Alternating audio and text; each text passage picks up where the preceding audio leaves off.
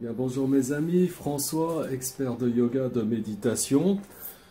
Donc, une vidéo pour conclure avec cette série que j'ai consacrée aux 10 règles vous permettant de mieux profiter pleinement de vos séances de yoga.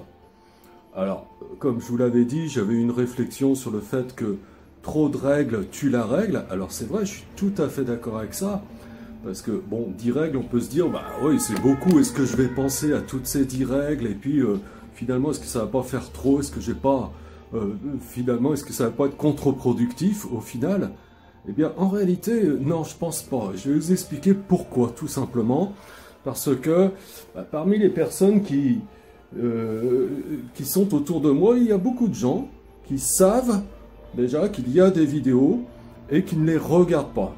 Donc, ils risquent pas d'être ennuyés par le trop grand nombre de règles. De toute façon, ils ne regardent pas les vidéos. Et parmi ceux qui regardent les vidéos, donc ceux dont vous faites partie, eh bien, il y a encore plusieurs catégories de personnes. Il y a les personnes qui se gargarisent un petit peu de tout ce qui est dit, parce que, bon, c'est plaisant, c'est réjouissant intellectuellement, mais au final, on n'en fait pas grand-chose.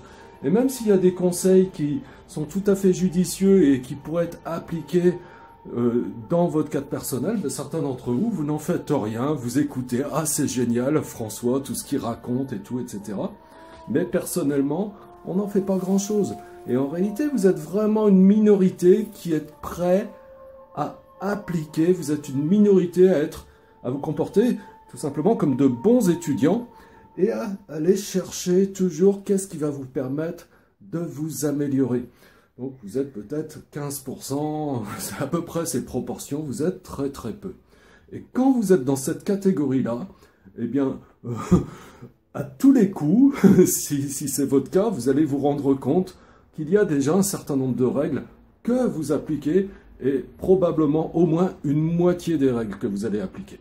Donc pour vous qui êtes prêts à appliquer vraiment les choses, à faire quelque chose de tout ce qui est dit dans les vidéos, pour qui ça va être du coup vraiment utile, eh bien vous allez vous rendre compte qu'il y a peut-être 4 ou 5 points sur lesquels vous pouvez peut-être encore vous améliorer. Il y a des choses que vous faites de toute façon.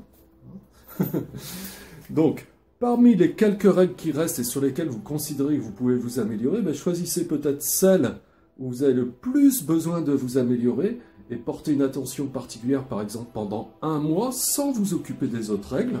Je pense que c'est la meilleure manière, c'est de faire focus sur une chose. Et une fois que cette chose est devenue une habitude, eh bien du coup, au lieu qu'il reste 4-5 points sur lesquels porter votre attention, il n'en reste plus que 3 ou 4, et vous procédez un par un comme ça. Et vous vous retrouvez, au bout de 4-5 mois, à avoir intégré toutes les bonnes habitudes qui vous permettent de profiter cette fois-ci, non pas à 50-60% de vos séances de Hatha Yoga, ce qui est déjà très bien, mais pleinement, à votre niveau, en tout cas, pleinement de vos séances de Hatha Yoga. En tout cas, en conclusion, moi je pense que c'est important, c'est de bien commencer la séance de yoga, donc réunir les conditions préalables qui sont d'être à jeun, d'avoir une bonne hygiène corporelle, d'être à l'heure, et puis de s'efforcer de s'installer dans le silence, donc vraiment créer ces conditions qui, somme toute, sont évidentes. Est-ce que ce sont vraiment des règles qui, tout d'un coup, vous avez découvert, comme ça, je pense que je trahis pas de secret, c'est des choses assez évidentes.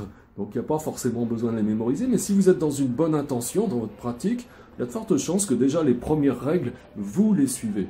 Donc bien commencer la séance en réunissant toutes les conditions préalables qui sont nécessaires.